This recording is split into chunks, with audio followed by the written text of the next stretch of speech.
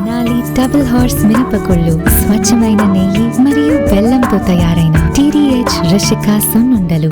పెద్దలు ఉత్తమ్ కుమార్ రెడ్డి గారు, ఉప ముఖ్యమంత్రి బట్టి గారు, రెవెన్యూ మంత్రి శ్రీనివాసరెడ్డి గారు, ప్రియమైన పార్లమెంటు సభ్యులు, శాసనసభ్యులు, జిల్లా అధికారులు, మిత్రులందరికీ హృదయపూర్వక నమస్కారం.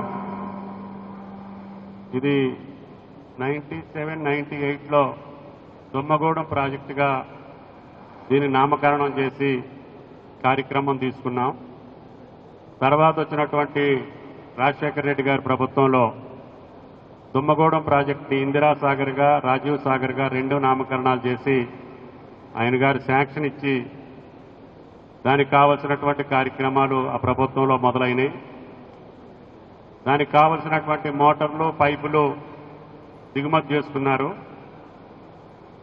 కానీ ల్యాండ్ ఎక్విజిషన్ కానీ మిగతా కార్యక్రమాలు లేకపోవడం వల్ల మళ్ళీ వచ్చినటువంటి ప్రభుత్వం ఆనాడు సీతారామ ప్రాజెక్టుగా రాజీవ్ సాగర్ అలైన్మెంట్ తోటి పాటు దాన్ని డిసైడ్ చేయడం జరిగింది.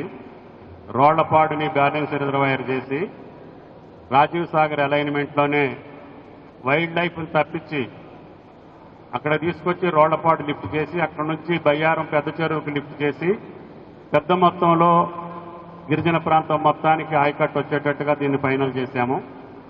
సబ్సిక్వెంట్గా మొన్నటి టర్మ్లో ఆ డిజైన్ని మళ్ళీ మార్చి సాంకేతిక కారణాలు చెప్పారు, లేదు ఇంకా కొన్ని క్లియరెన్సుల కోసం చెప్పారు. ఈ రకంగా దీన్ని ఫైనల్ చేసి లిఫ్ట్లన్నీ కూడా పూర్తయినాయి. కాబట్టి దీన్ని ఎట్లాకట్లా ఈ ప్రభుత్వం భారమైనా, కష్టమైనా, నష్టమైనా దీన్ని ఉపయోగంలోకి తీసుకురావడానికి ఏం చేయాలి అని చెప్తే ఇమ్మీడియట్గా కెనాల్ పూర్తయిన కాడికి లింక్ కెనాల్ తీసుకొని వైరా ప్రాజెక్టులో వేసి అక్కడి నుంచైనా సాగర్ ఆయకట్టు రాకపోతే నీళ్లు వదులుకోవచ్చు. తర్వాత రెవెన్యూ మినిస్టర్ గారు చెప్పినట్లుగా ఈ లోపుగా హెడ్ వర్క్స్ నుంచి థర్డ్ పంప్ వరకు ఎక్కడైతే మీకు డిస్ట్రిబ్యూటరీ సిస్టానికి అవకాశం ఉందో, మీరు ఆయకట్టు డిజైన్ చేసి ఉన్నారో దానికి డిస్ట్రిబ్యూటరీ సిస్టానికి టెండర్లు పిలిస్తే ఈ మధ్య భూభాగంలో కూడా కొంత వస్తుంది. అదేవిధంగా కొత్తగూడెం నియోజకవర్గంలో కూడా తక్కువ ఆయకట్టు ఉంది. ఇందాక రెవెన్యూ మినిస్టర్ గారు చెప్పినట్టుగా హెడ్ వర్క్స్లో, లిఫ్ట్ ఇరిగేషన్స్లో పెద్ద ఆయకట్టు రాదు. అయినా సరే సింగభూపాలం కానీ ఇంకా అక్కడ ఉన్నటువంటి పంట వేసుకోగలిగినటువంటి భూములకి ఏ అవకాశం ఉన్నా దాన్ని కూడా రీసర్వే చేసి దాన్ని కూడా కొద్దిగా పరిశీలన చేసుకొని ఇంకా ఎక్కువ ఆయకట్టు ఆ ప్రాంతంలో వచ్చేటట్టుగా.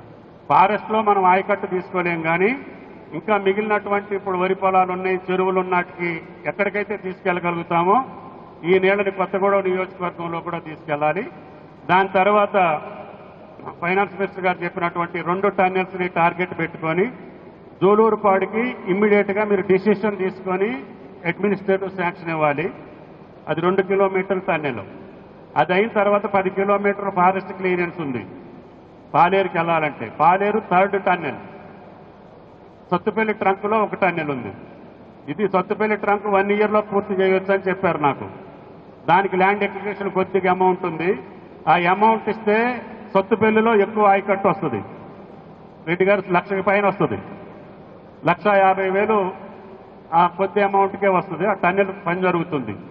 సత్తుపల్లి ట్రంకు వైరా పూర్తి చేసుకుంటూనే మంత్రులు చెప్పినట్లుగా ఆ 2 టన్నెల్స్ను కూడా పూర్తి చేసుకొని ఫారెస్ట్ క్లియరెన్స్ తెచ్చుకోగలిగితే ఇమ్మీడియట్గా ఫైనాన్స్ మినిస్టర్ గారి యొక్క ఆయన యొక్క దయ అనుకోండి, లేకపోతే దాష్టీకం అనుకోండి, ఏదో ఒకటి ఆయన ఎమ్మటెమ్మటే పైసలు ఇవ్వాలి.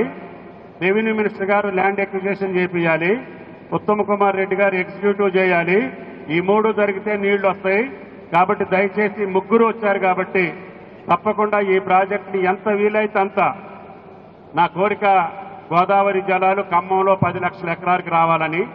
7 లక్షల ఎకరాలు సుమారు కొత్త ఆయకట్టు, 3 లక్షల దగ్గరగా 2.5 లక్షల ఎకరాలు సాగర్ ఆయకట్టుకి. అది స్టెబిలైజేషన్ మాత్రమే. కాబట్టి భద్రాచలం ఏరియాకి ప్రగళ్లపల్లి అని ఒక లిఫ్ట్ ఇరిగేషన్ ఉంది. అది ఒక్కటి పెడితే దుమ్మగూడెంలో 30,000 ఎకరాలకి నీళ్లు వచ్చే అవకాశం ఉంది తాలిపేరు పైన. కాబట్టి వీటిని రెవెన్యూ ఇరిగేషన్ మినిస్టర్ గారు పెద్ద మనసుతోటి నల్లగొండలో టన్నెల్ పూర్తయితే నా భాగస్వామ్యం కూడా ఉంది అందులో. SLBCలో కానీ, ఫ్లడ్ ఫ్లో కెనాల్లో కానీ అన్ని నాగార్జున సాగర్ ప్రాజెక్ట్ లిఫ్ట్ ఇరిగేషన్స్లో కానీ నాకు భగవంతుడు ఇచ్చినటువంటి అవకాశం మేరకి నల్గొండ ఫుల్ ఫ్లెడ్జ్డ్ ఇరిగేషన్ ఎక్కువ అయ్యేది నల్గొండ అవుతుంది. అది ఉత్తమ కుమార్ రెడ్డి గారి నాయకత్వంలో ఆయన మంత్రిగా ఉన్నప్పుడు టన్నెల్ ఒకటి పూర్తి చేసుకుంటే కట్ఫో కెనాలు, ఎస్ఎల్బిసి మొత్తం దేవరకొండ మొత్తం ప్రాంతం ఇరిగేషన్లోకి వస్తుంది. నేను సంతోషపడేది నాకు ఈ 2 జిల్లాలు రాజకీయ అనుబంధం ఉంది, మనందరితో అనుబంధం ఉంది. ఎక్కువ గిరిజన ప్రాంతం ఉన్నటువంటి ఈ జిల్లాలకి ఈ 2 మీరు మనసులో పెట్టుకొని మా శాసనసభ్యుల కోరిక మేరకు ఎక్కడెక్కడ అవసరం ఉంటే కొద్ది అమౌంట్ తోటి ఇమ్మీడియట్ గా పనులు జరిగే వాటిని ప్రయారిటీ పెట్టుకొని మీరు ఇట్ని పూర్తి చేయాలని చెప్పి నా కోరిక. Thank you. మరిన్ని వీడియోస్ కోసం ఛానల్ ని సబ్స్క్రైబ్ చేయండి, లేటెస్ట్ అప్డేట్స్ కోసం వాట్సాప్ ఛానల్ ని ఫాలో చేయండి అండ్ లింక్ డిస్క్రిప్షన్ లో ఉంది.